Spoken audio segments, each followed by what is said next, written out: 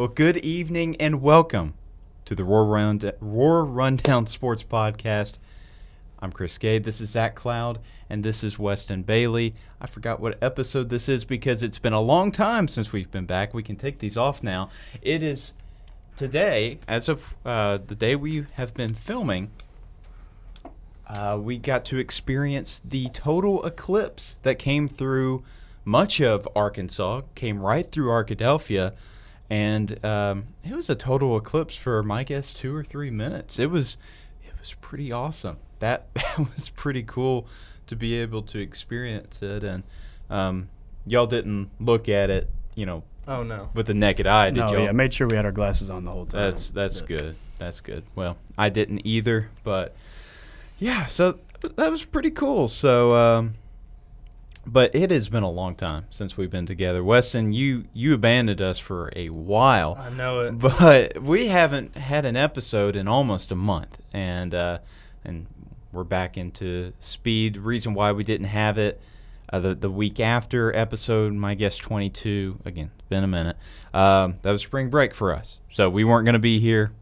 No reason to do an episode. The next week, I called it off, and I said because me and a bunch of select students from the Rogers Department of Communications got to go to Memphis to the first and second rounds of the NCAA tournament and be able to do some voluntary work there. So I got to do some quote transcriptions. It sounds it's a lot more fun than it sounds. So basically, I got to go into the locker rooms like post game and during like in between practices when they weren't playing on game days, and basically just. When the local media came in there, I just stuck my phone in, was able to record the conversation between the reporter and the player, and then I go back to some closet of a room, some storage closet, type out what I hear, and then it gets typed up again, and basically other media personnel can use these quotes in stories or their own packages or things like that. So for me, a media guy, that was a lot of fun. So, and we had some other guys like Jeremiah Turner, who of course is one of the co-hosts. He was a mic holder, which doesn't sound that much fun. But honestly, I would have liked to have done that because he got to be in the press conferences with the coaches and pretty much didn't really get to interact with them, but he got to see them and how they interact with media. And that's always interesting because a lot of media members ask some stupid questions. So it's always interesting to see these coaches and how they react to that. And Kendall Givens was on this trip, and I think everybody in the school knows who Kendall Givens is after a heck of a season he had for Ouachita football. But it was a lot of fun. But so, and then the week after, which was last week, we did not have class until Tuesday because it was the Monday after Easter. They gave us the Monday off, so if anybody was traveling because they were going home or whatnot, so I was like, nah. I used it to catch up on some work after spring break. So now we're back. So enough about me. What did you guys do in these? I guess for spring break, I know, Weston, you still had some baseball, but I know you had some time. Did you go home for spring break? I didn't get to go home for spring break. I did get to go home for Easter. We had that Sunday, Monday off, so I flew home Saturday night, flew back in Tuesday morning. But yeah, I just been playing a lot of baseball. It's kind of been my whole life the last few weeks. That is true. What about you, Zach? I happened to be in St. Louis over spring break because I signed up to go on the Ouachita CM mission trip, and so we were gone. We were gone just about the whole entire week from Saturday morning to Friday evening. But we were able to do a lot up there in St. Louis. They kept us really busy every day, so that was a lot of fun. There was about 20 students that went with me, and then it was led by James Taylor and Bailey Butner of Campus Ministries. But yeah, that was a lot of fun. And then Easter, just got to travel a little bit, see friends and family and loved ones and everybody. So that was also a really good time. Yeah, I kind of chilled at home for Easter as well. So, so we'll go ahead and jump into what we have missed since we've been gone. So while we've been gone, from March 12th through the 16th, Ouachita Swim and Dive, they wrapped up their season at the NCAA Division II Championships, and that was a pretty good outing for Ouachita. Not necessarily a group that is a consistent member. They don't consistently go to the championships, but when they do, they're able to make some noise, and they did this time. They would finish with 3 finals appearances, an All-American, and a best finish for the men's team since 2013. The last time they placed this well, and they were able to place 25th out of 34 teams. The last time they placed this well, again, was 2013 when they placed 16th, and they had 90 points overall. They scored 20 points overall. They are on a point system, of course. But this is the first time since 2016 that Ouachita has recorded points at nationals. That I didn't know. That, yes, they're 25th out of 34 teams, but not all. But there's other teams that go to the nationals. Only 34 teams score a point. So that's pretty special company to be in when you think of all the Division II schools in the country and all the swimming programs, and only 34 schools are able to put up points, and Ouachita's literally in the top 25. That's something pretty special, considering, again, it's the first time they've recorded points in 8 years. So, but Miles Schultz, who's had a heck of a year all season long, he earned All-American honors for his championship final performance in the 200-yard breaststroke, where he placed 8th in the nation with a time of 1 minute 57 seconds .58 to score 11 points of Ouachita's total 20. He also placed 8th in preliminaries to make it to the A finals and placed 21st in the 100-yard breaststroke prelim. So I'm not sure how the A final system works, but that's something that everybody wants to be able to make so they can keep moving on, sort of in a sort of a bracket style in the nationals. So Elijah Christensen, he recently was just announced that he's the 2024 NCAA Elite 90 award winner.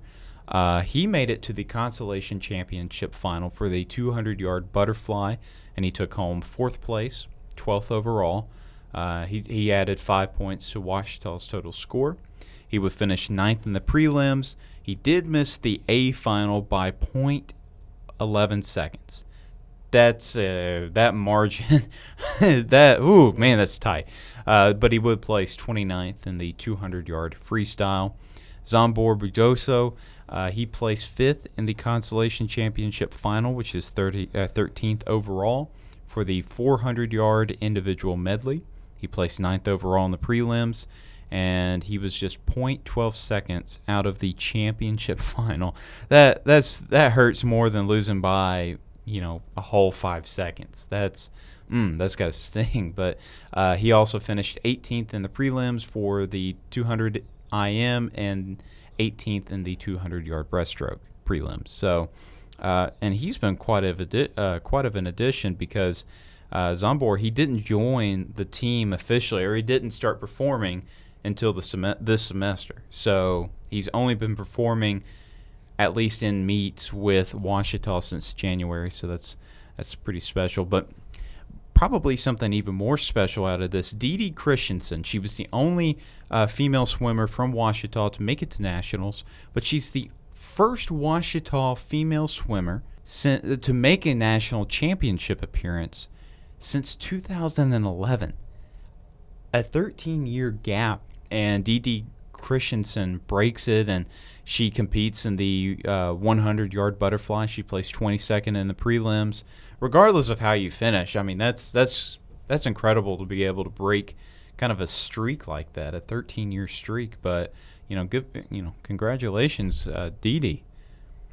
Now, also, in addition to swimming, there was wrestling championships, and Jimmy Anderson was the lone Ouachita wrestler to make it to nationals, but he would go 1-2, and overall 1 win, 2 losses. He would fall to the top-seeded wrestler from Montevallo, and then he would pin a wrestler from Sioux Falls, and which is incredible considering he was falling behind 5-9, and then he was matched up against the 7th seed from Lander, but he would lose in a 7-3 decision. So looking at his record overall for the year, Ouachita Wrestling, not the best year overall, but Jimmy Anderson, though, there's a reason why he went to the Division II Wrestling Championships in the first place, and that's because he compiled a 23-8 overall record. So,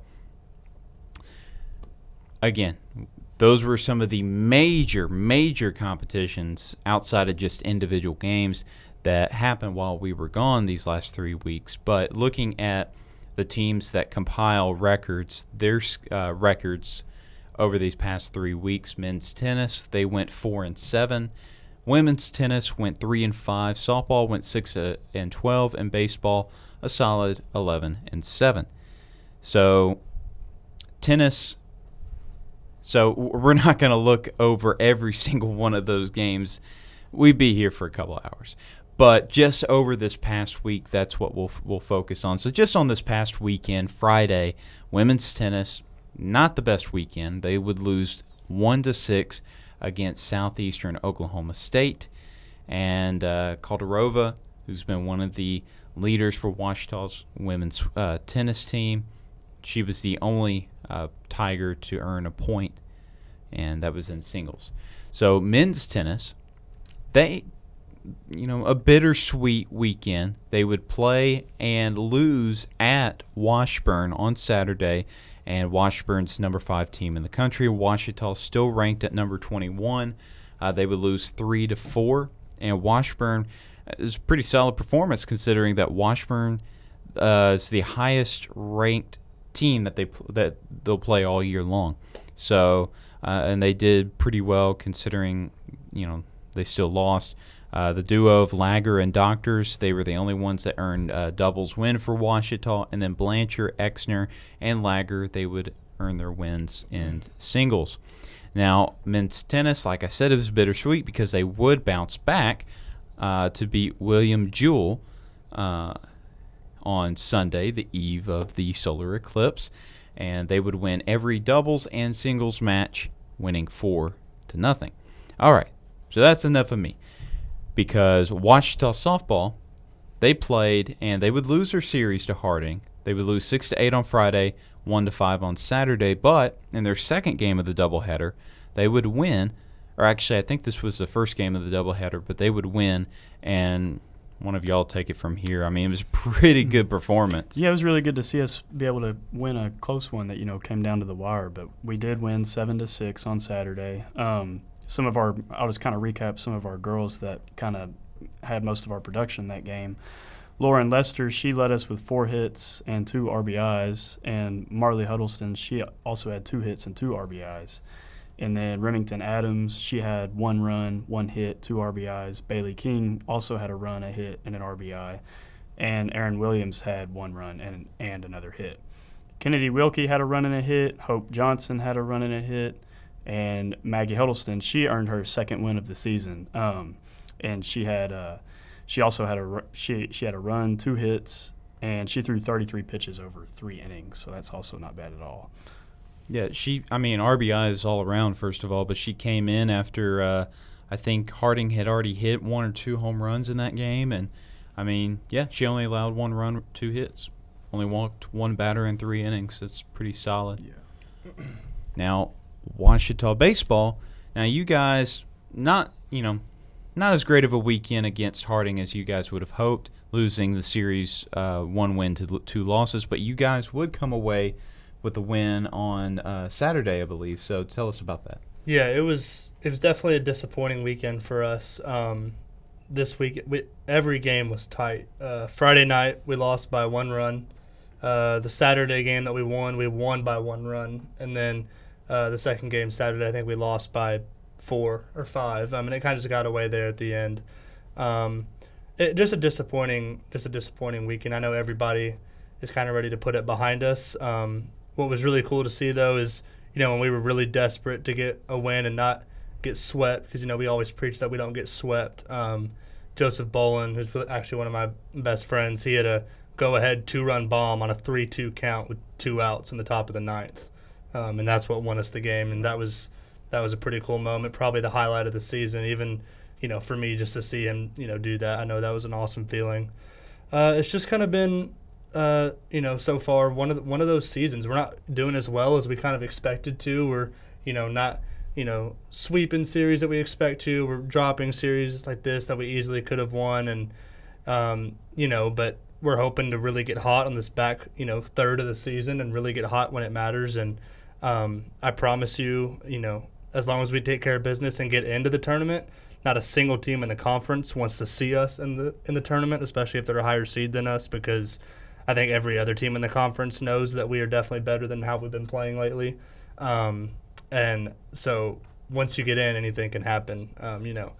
We're looking forward to finishing strong, and then when we get in that conference tournament, it's everybody's 0-0, new record, and so, it's just kind of what we're looking forward to. I think you're right. I think everybody should be afraid of playing you guys, whether that's, I guess y'all play Friday or this weekend or Tuesday or whenever or in the tournament. I mean, frankly, I think Henderson is shaking in their boots right now. Don't you agree? Oh, 100%. Oh, yeah, because on Tuesday, you guys will be playing Henderson State, and it'll be at home. It'll be at 3 p.m., and it will be the second game against the Reddies this year. And you guys came away with a win at their place, right? It was actually here, but, yeah, it was a big-time win. Oh, wait, so are y'all playing there? No, Is it it's both scheduled. games? Yeah, both are supposed to be. Okay. They're both supposed to be here, but tomorrow the forecast ain't looking too hot. It's supposed to get a ton of rain tomorrow. Henderson has a turf field. It's very possible that it gets moved over there. We'll beat them wherever we play, so it doesn't really matter. Yeah. But I'm just hopefully we just get to play. Quote of the year. Okay, yeah. So that'll be at 3 p.m. Weather accordingly. But women's tennis, they will host Southern Arkansas at 2 p.m. Also, that's I don't know if there's rain, if they move their games inside or what the deal is with tennis, but we'll see about that. But softball, again, they're also playing against Henderson, and they have to travel all the way to the Reddies at 5 p.m. To play at their house, of course, all the way, as in all the way across the street. So softball, they have, I don't know what Coach Jackson, if this was intentional or what, but they have a horrible, horrible week ahead of them because, yes, Tuesday they're at home. Well, they're in town, but they're playing an away game technically. And then Wednesday they suddenly head to Jackson, Tennessee because they're going to play Union in a doubleheader at 3 and 5 p.m., So I guess as soon as their game is over, I don't know the distance between Arkadelphia, Arkansas, and Jackson, Tennessee, but I imagine it's close to a day trip. So I guess maybe they leave Tuesday night, or I don't know. No, I have known that they went and played that Christian Brothers, I think, and I think they have left really early in the morning before. Okay. I mean, it has to be either after the game they leave and stay the night and then play and then come back, or they leave really early Wednesday morning and come and stay the night Wednesday and come back Thursday. That's a heck of a week right there. Yeah, because then they play again on Friday. It will be at home, fortunately for them, because they'll be hosting Oklahoma Baptist, and that will be at 4 p.m., and they will play again at noon and 2 on Saturday. You guys will be traveling to Shawnee, Oklahoma, to play the other OBU, but they're just okay, so hopefully you guys can get the win over OKBU. And you guys will be playing them at 4 and 7, and then play again at noon on Saturday. So also on Saturday, women's tennis, they will host another GAC opponent, this time in Harding at 2 p.m. When women's tennis definitely needs a win, so hopefully they can get it either against SAU, well, preferably against SAU and Harding. And then from Thursday through Saturday, the women's and men's track and field teams will be in Nacogdoches. I did say that right. Mm-hmm. Okay, good deal. Texas to compete in the Carl Knight Invitational, and that will be at Stephen F. Austin's campus. Wow, that's in my backyard. Oh, really? Okay. Yeah, that's really close. Yeah, so hopefully some good things there. Well, enough with Ouachita sports, okay. There's been a lot happening in everything else. I think the last time that we met had the tournament even happened? The NCAA men's or women's? I don't believe so. I think the tournament started, or did it start over spring break? I think you're right. And yes. so if it did, then that means it would have been just before. Yeah, just yeah. before. Okay. So a recap: if you're living under a rock, actually the championship game for the men's is tonight, and that will be again between Purdue and UConn. I'm not rooting for anybody because I'm not a fan of either school, but I just want to see a great basketball team, or just a great basketball game. I know who I think will win, but what do you guys have? I think I'd like to see Purdue win, but I think UConn will win. Really? Okay. I mean, I kind of side with you. I'm not a fan of either team, so I don't even think I really care which team wins. But I think UConn's going to win, and then I think it would be cooler for UConn to win just because we haven't had a back-to-back champions since 2006, 2007, I think, with Florida. I think maybe. Yeah, Florida. I think. So it's been a long time since we had a team win back-to-back, and of course UConn dominated and beat everybody last year. Yeah. But also at the same time, it would be cool if Purdue won because given they're a 1 seed, they're kind of expected to be there, but at the same time, everybody picked them to get upset this year because that's what they do every single year. They always lose really early. So it was cool to see them get over the hump this year and actually make it to the championship. And who knows, maybe tonight they'll punch their ticket and win it all. But I think UConn's going to win because I think they have a more well-rounded team, and I think they're just so hot, and they haven't really struggled against anybody. Like a close game for them is still like a double-digit win. So that's fair. They've been dominating. I see you smiling over there. What do you got? Okay, so I'm not really sure who. Okay, history for both of these teams is on their side. So if you recall, the last team, obviously last year, Purdue, the school of upsets because they lost to 16th seed Farley Dickinson last year, who, if you recall, they shouldn't have been there in the first place because the team that beat them in their conference championship was ineligible. So they just walked right in, and then they beat Purdue. Only the second time a 1 seed Exactly. lost. Well, if you remember the first time a 1 seed lost in the first round, the very next season, they won the championship, and that was Virginia after they lost to UMBC. They came back with a vengeance because they were embarrassed and mad, and they came back and pretty much killed everybody in the tournament and got the win over Auburn, I believe. Or maybe Texas Tech. Yeah, I can't remember who it was, but regardless, they got the natty. They got it. And Purdue, they lost to a 16th seed last year as a 1 seed. They're back as a 1 seed again this year. History says that 100% of the time they are going to win the championship. But also, UConn is 5-0 in the championship game. So every time they've made it, they've won. Purdue, I don't think, has ever made it to this far. Definitely not in the last 10 years, that's for sure. So I got to go Purdue because now it will probably come down to whoever has the most depth because let's say like Zach Edey and Donovan Clingan, that's going to be a great matchup center to center because both over 7 feet tall. I mean, the DJ Burns, Zach Edey rivalry matchup was. Shout out NC State. Oh my gosh, what a run! What a run for NC State. They were the darlings, and which is kind of hard to say considering they're a Power 5. Well, yeah, Pac-12's gone, so Power 5 school. So yeah, but anyway, so.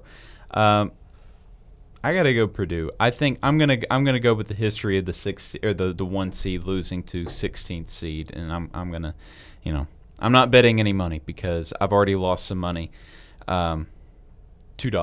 I don't bet very high, but I've already lost $2 in bets this year. I'm not losing again. So yeah. And shout out the women's South Carolina team had a perfect season, 36-0, 37-0, something like that. But that's really impressive. Yeah. To go undefeated. I think another cool thing we had this year in basketball was not just one, but 2 teams were in the Final Four for men's and women's. Yeah, NC State and UConn. NC State. They made the Final Four for guys and girls. So definitely a big shout out for those 2 schools. They had a lot of success. And I know it's been talked about a lot in the media recently, but the growth of women's basketball in college has been incredible. Oh, yeah. Because I will say this about OBU.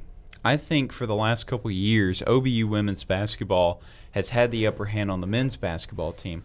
And that may be based off of wins.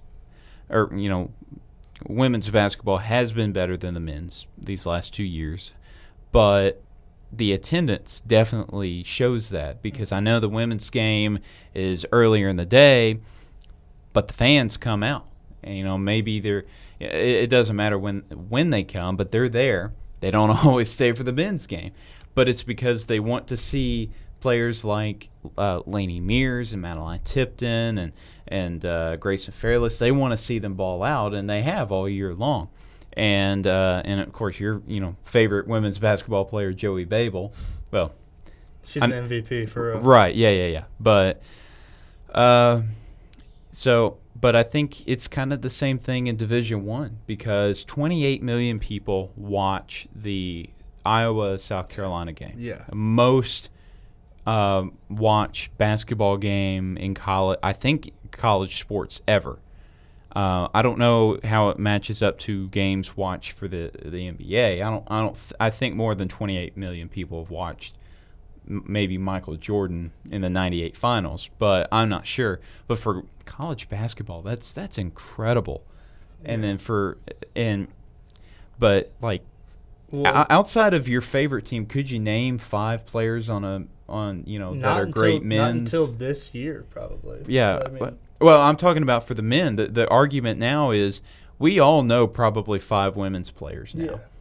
But can you name 5 men's players? I mean, outside of your favorite team or even outside of your conference? I mean, probably just because we do sports all the time and we talk about right. But I see what your point. Like an average. But the average person will not. Probably not. And like to your point, you were talking about that championship game. I didn't get to watch it because I was doing baseball or something. Yeah. But the semifinals, UConn versus Iowa, the Caitlin Clark versus Paige Bucher's name.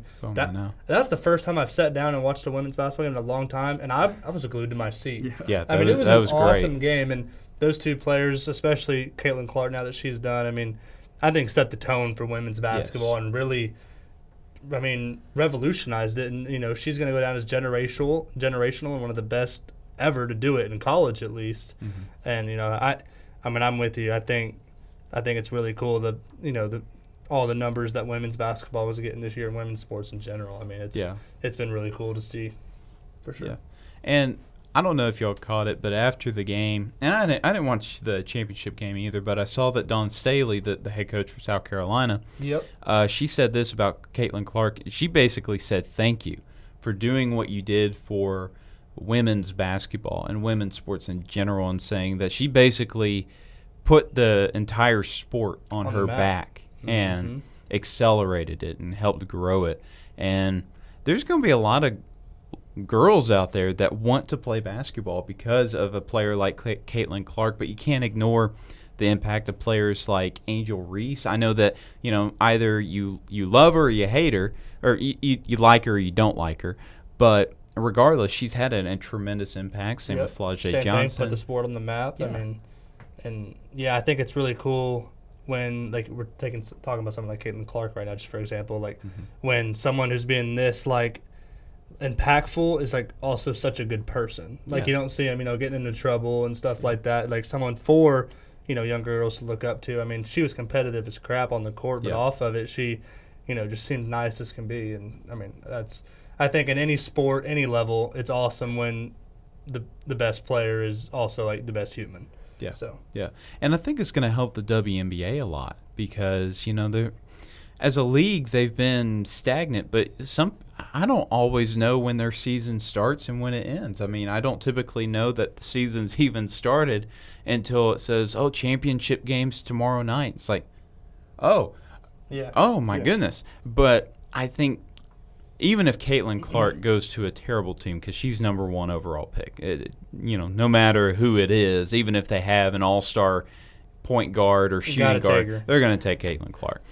Simply because she's going to bring in the ticket sales. That's going to happen, and that's what the WNBA needs. And I think this coming group of players, I I don't know who all. I know Angel Reese declared for the draft, but I don't know who else will be included in the WNBA draft. But regardless, it's going to be an incredible group, and they're going to bring in a lot of revenue that is much needed, and maybe salaries increase. Mm-hmm. And that's something that's been a conversation for a long time, not just in sports, but in life too.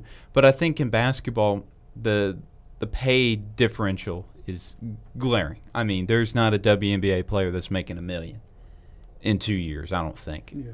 Definitely not a year. You got some NBA players making $1 million in like a month. Oh, yeah. So, you got some guys signing $180 million contracts for 4 years. Yeah.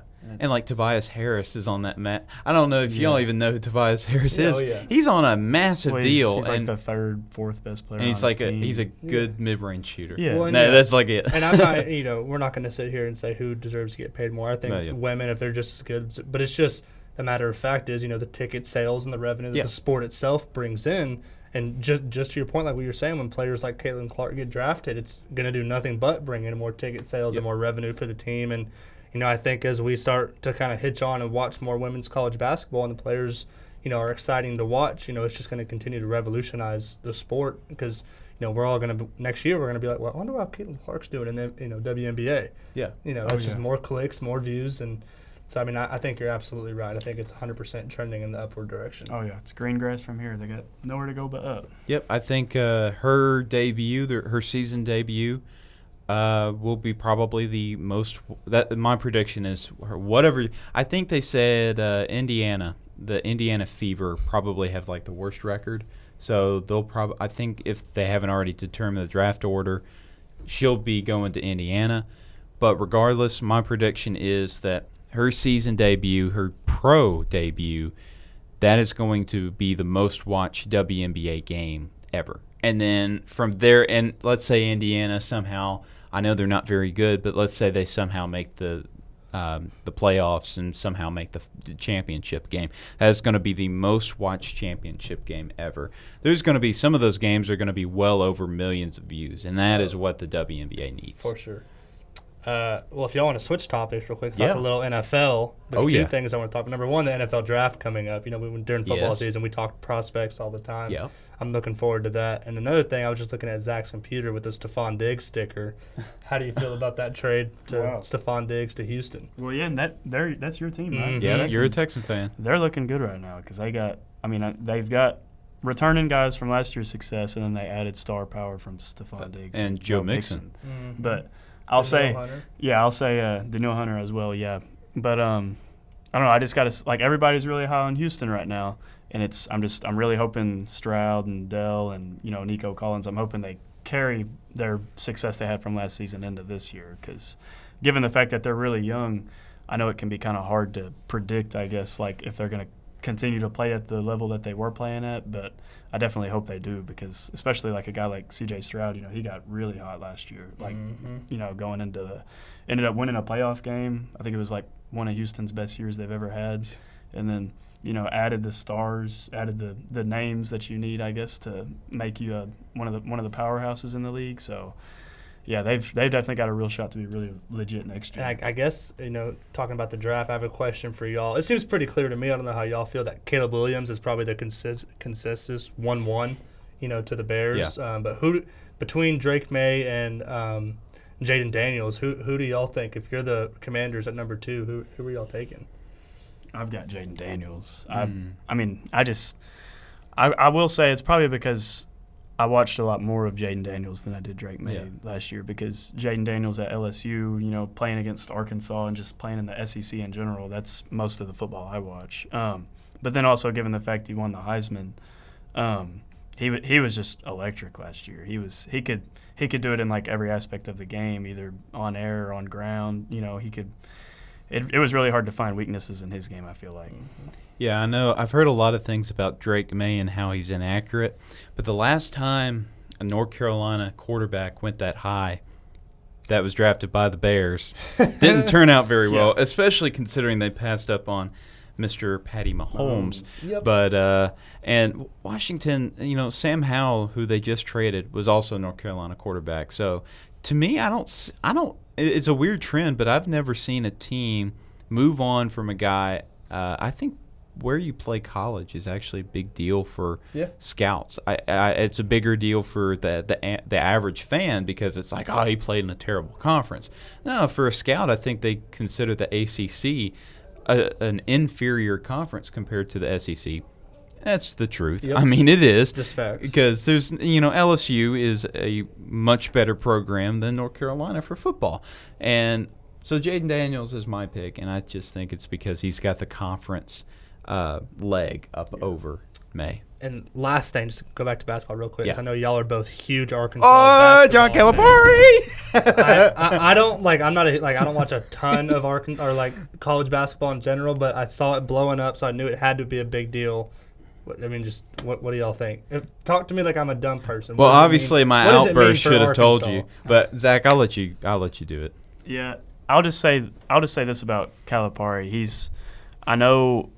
I think the thing about Calipari is he's really good at developing players to send them to the league compared to building up a team, I guess, because he's known for having one and done type of players. So I think if you're wanting a fun team to watch with a lot of really good athletes that are going to get drafted high, you want Calipari as your coach. But I think if you want a team that's going to maybe build up a team and have the same core group of guys for a few years, he may not be your type of guy to go to because, like I said earlier, he's probably sent more people to the draft or that have gotten picked in the first round of the draft than probably any other coach in the last 15 years. And he always goes to the tournament, but he's kind of unpredictable. Some years he does really good in the tournament, but then other years, he does really bad in the tournament. Like this year, Kentucky was a 3 seed and they lost in the first round. And then a couple years ago, they were a 2 seed, I believe, or maybe a 3 seed, and also lost in the first round. But I mean, given that though, he's really great at developing players, and he's really good at setting guys up for success and sending them to the draft. So it's going to be really fun to watch. I'm really glad we got him. It will be a lot of fun, and especially that I don't know if you've seen, but the Razorbacks have no scholarship players on the roster. There's only one player that's still signed on, and it's a walk-on, Lawson Blake. Yeah. So we've lost all of our scoring except 1 point that was from Lawson Blake this past year. Holy moly. So he's got to completely rebuild the roster. Yeah. And even our two guys. Not even any basketball players on the team, just one player on the team. Yeah, because Trevin Brazil announced he was going to the draft, and Elohim and Shelley both decommitted. So, yeah. But now one of Kentucky's he was a decent freshman. He's on NBA radars. He was former 5-star. He just entered the portal this morning, and then one of their 5-stars decommitted, and I think they're going to expect many others to decommit as well. So, but I pulled up the 2011 Kentucky men's basketball roster because, so we all know this guy right here, Anthony Davis, Mr. Unibrow himself. He was one and done. Well, the reason why I pulled up this season was this was the year they won the championship. And I know that, Calipari's a great coach, future Hall of Famer, without a doubt. But he's only won one championship in his time with Kentucky. Now, he's won 3 overall, I think, in his career. And he's, I know he coached at Massachusetts and Memphis, brought those programs up. Then they had scandals and they fell back down. But he's done great things in his time at Kentucky. So just looking at the roster, not only do you have Anthony Davis, who is one of the best players of our generation, but you also have Marquise Teague, who went to the NBA, the older brother of Jeff Teague, or younger, I don't know. Kyle Wiltshire, who he ended up eventually going to the NBA. Deron Lamb went to the NBA. Michael Kidd-Gilchrist was the 2nd overall pick. He ended up not being that great, but he still went number 2 overall in the draft. And then Terrence Jones was a heck of an underrated player when he was in the NBA. And then Darius Miller also played a long time in the NBA as well. So even though that some of these guys are one and done and, that's what he's known for, he knows how to use these guys constructively, at least for that 1 year. Now, again, he really hasn't done anything for a long time. I mean, he's only gotten one NCAA tournament win the last 4 years. And, is it 1 or 0? I think it's 1. Sure. I think it's 1 because they have the same amount as Oakland and the same amount as, Fairleigh Dickinson and all these other small schools that upset teams. And, of course, Oakland upset Kentucky. And honestly, thank goodness for Jack Golke, because if he had not exploded for 10 threes versus Kentucky in the first round, John Calipari would still be the Kentucky men's basketball coach. And, of course, it is interesting to see the spiraling effect when it comes to college basketball coaches in Division I, because SMU, they lost in the NIT, so they decide to look for a new coach, which means that I don't even know who came in. I think it was the USC coach that came in and took over the SMU job. And then Eric Musselman leaves Arkansas for the USC job. He's not going to have as much success at USC. He's done great things at Arkansas, but I'm a little salty about this move because after one losing season, he up and leaves. But I know he's a California kid. He's got to go back. And then, of course, we get we have the opening. We get Calipari, and now Kentucky's going to be looking for a new coach. And I know the Baylor head coach is one of the guys that they're looking at and they're actually communicating with. So what if Baylor now has an opening? That's another elite program that's going to be looking for a new coach. So it's just going to be a chain of events. And it was like that for football when Nick Saban retired. Yep. And then the Washington coach came over. All heck broke loose, because then it was like, all right, well, got to get a new head coach and all this from a good school. So, yeah. So college basketball, whether you like it or not, is still exciting. I mean, you may not like the portal or NIL, but it still has plenty of excitement left in it. So, but yeah, I think we're about ready to end it. But anything else y'all want to add? I mean, it's all from me. Yeah. All right. But well, thank you again for tuning in to episode. I will correct myself in my editing process if it's not episode number 23. But thank you again for tuning in. Be safe out there. Hopefully you did not stare at the sun too long. And go Tigers.